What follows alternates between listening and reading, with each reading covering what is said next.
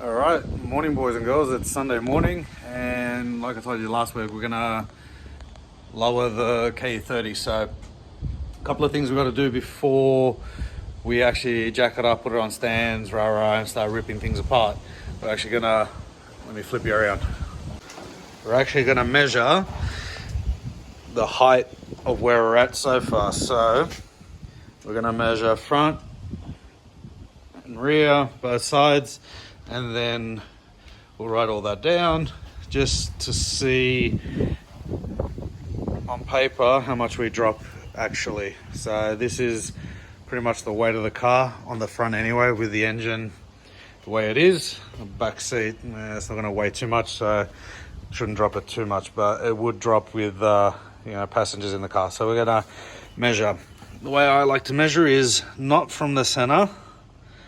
I like to measure from the bottom edge of the rim here to the top edge of the wheel arch, front and back. So it keeps it nice and even.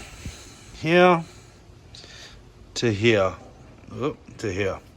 Trying to get it center here, sometimes you're going to be off a couple of mil, it's a little hard to do. So here to there. So let me set you up on a tripod and show you how I do that. Hopefully I'm in frame. I don't know if I am, but here we go. Take the bottom edge of your tape measure, stick it in the bottom edge of your rim, come up the middle to the middle, and we have 555. So we'll measure the other side, see if that's the same. We'll write it down on paper. We'll put in the lowering blocks, bring it all back down, and then measure it again and see what our difference is. So I'm pretty sure I got 2-inch drop. Maybe we'll go measure the blocks and we'll see. Okay, so these blocks that I got, 1.5 inches.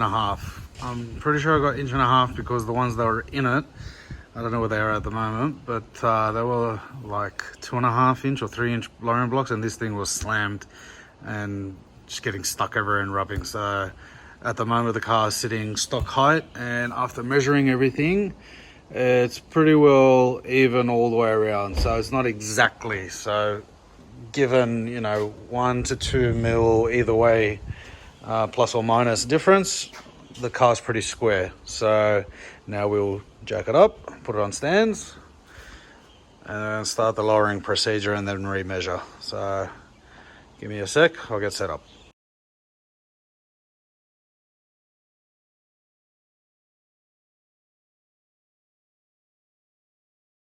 So I got the nuts off and washers, so hopefully it's not too windy and you're not picking up too much wind noise. Remove the washer and bolt for the shock because that bolts to this bottom plate, so it's got to come off. So what we're doing, pulling these U-bolts out and adding the lowering block here. So these U-bolts are not going to be no good because they're too short, and my other ones, which are over here, as you can see, are way longer. So once we get our height and we put everything back together and put all our hardware on, these will get lopped off. So this is where we add the lowering block. So what we do is we're moving the diff and the wheel and everything up closer into the wheel arch. So I'll get this all pulled apart with this. You get the idea. So once I get it all pulled apart, and I'll add the lowering block in here, same on the other side, and then I'll show you what that looks like.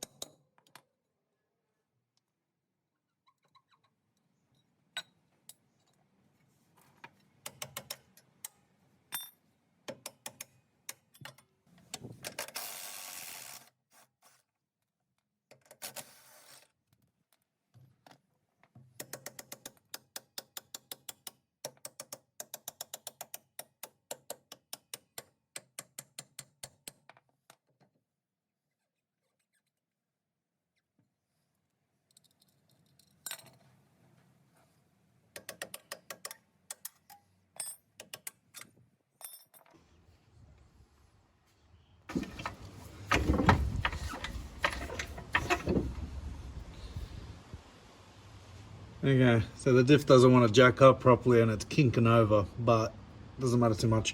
We got a room over there now between our leaf and our diff, so we can slide in our lowering blocks and then lower it back down.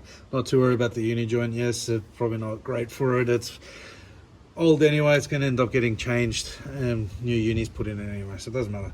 Let's get our U-bolts in and our lowering blocks and all that goodness, and that's it. We'll see what she looks like.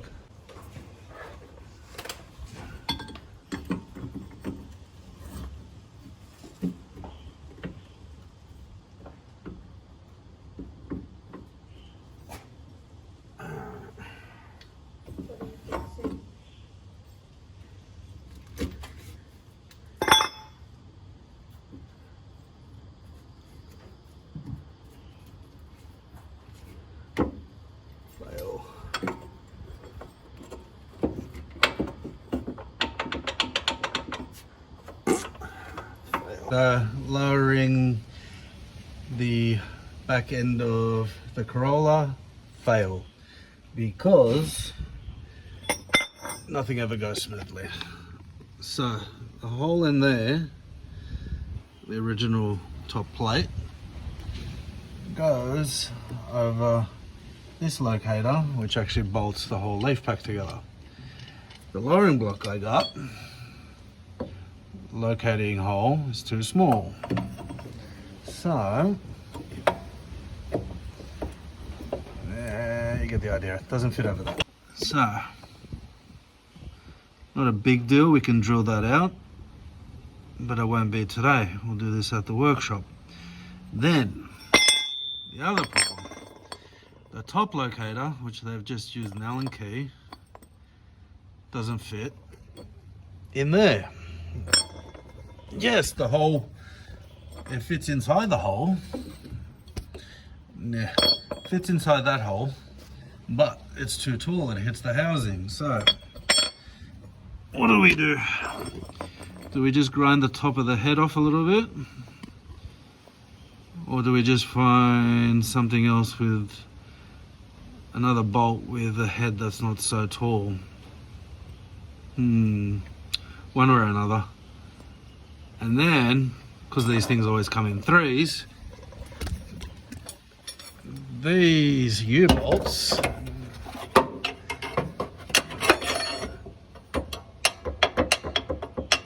are too wide. Fun. So, I'm gonna get U-bolts. There we go. So I need to fix that times 2, and we need to get U-bolts. So I can't even speak. The dilemma. What do we do? Buy another kit and wait for that to come in and hope that's right, or do we modify all this stuff? Well, I shall make that decision tonight when I go digging around for new parts.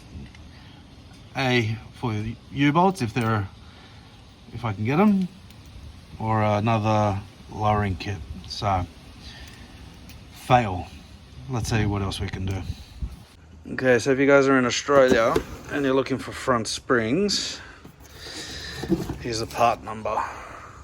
Made in Australia, 2091A. So, multi-fit, left and right, both same part numbers. So, do I recommend these? I don't know yet, but they're the only ones I could find.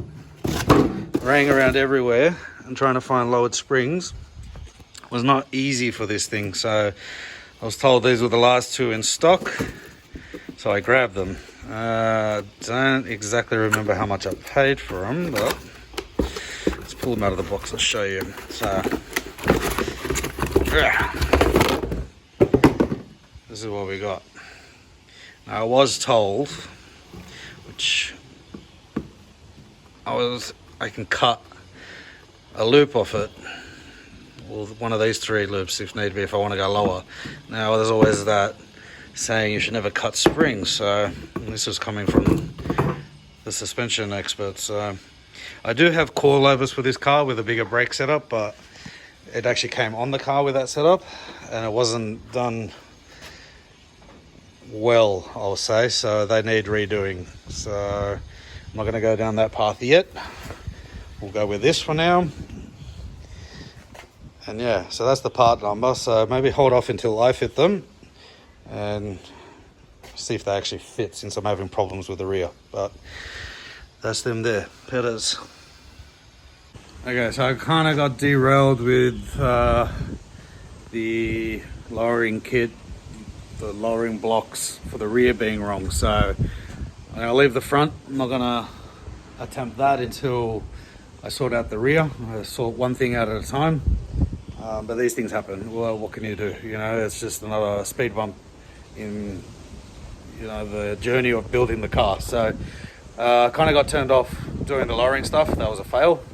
And we're going to move on to pulling that garden door off and changing that door hinge. If you didn't see or you don't know what I'm talking about, watch last week's video and that'll explain why we're changing the door hinge. But I'll show you what's going on with that when I pull it off, what's actually damaged. So we didn't make sure they're right, because I did buy 2 second-hand ones. So let's get stuck into that, pull the garden door off, and let's change that. Let's get one thing knocked out and done and tick that off the list and know that that's right, and we don't have to, you know, do any more repairs or chasing any more parts. So enough talking, let's just do that. Okay, so the guard's off. It's not a hard job to do. Couple of 10 mils there, 2 10 mils down there. You got to loosen the bumper bar off unless you want to scratch the hell out of your guard. There's 2 bolts under there. Mine are 12s, yours might be 14s, 10s, depending what's been put in there. So these are the 2 things we're going to change, that one and that one. So we've got to do these 5, pull it off, put it on the bench, which we'll just use a table, and change the hinges and see what happens. So let's get to it. Okay, so this is what we're changing. This one and this one. This one is the one that's no good. I don't know if I can operate it by hand, but once I get that off, I'll show you. And I just realized this one's missing a bolt. So we're gonna find a bolt for that. And I've had this door off, so don't know why I didn't realize that. But we're gonna just change them both. This is a matched pair off the car, so we'll put the match pair on. If you really wanted to, you could leave that, but we're not going to do that. We're going to just put the match pair on and be done with it. So I'm just here doing the door, turned around and I saw this bloody wasp just killed a bloody huntsman spider. You know what they say, welcome to Australia, everything will kill you. That's crazy. That is nuts. Okay, so the damage on this one, you can see just here that little bit of shininess. So this arm here, the hole is elongated and bounces backwards and forwards, giving me that click. This one looks better or good, but then with the top hinge, I just noticed, you can see this one's got the pins a lot longer. And this one's a lot shorter. This one's factory. This one looks like it's had a repair done to it, because the brass bushing in it, where is it? It's actually cracked. Where is it? I'm trying to find it for you. I don't think it's going to show up on camera. It's cracked in there. So it looks like this has been repaired.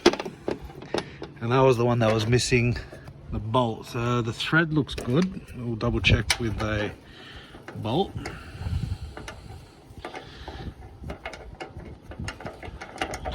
So the thread is good, so I'll hit up one of my contacts on Facebook, get a set of bolts for this door. Okay, so the door's on, all nice and bolted up. The alignment is okay, but I'm not too worried about that for now. The panel beater can deal with that, but doesn't click its head off anymore. Happy days. Obviously it needs to be cleaned and lubricated and whatnot, but You know, in the other video that I showed you that, it was going nuts and clicking its head off. I will keep the other two as spare parts, you never know. But that's done. So I'll put the guard back on for now. But happy as. Can't beat original. Okay, boys and girls, so it was a fail, but at least we got something done, so it's not too bad. All right, we're gonna leave it there for today. That's gonna be part 1. Stick around for part 2. You guys know what to do. Like, comment, subscribe, and we'll see you next time. Bye.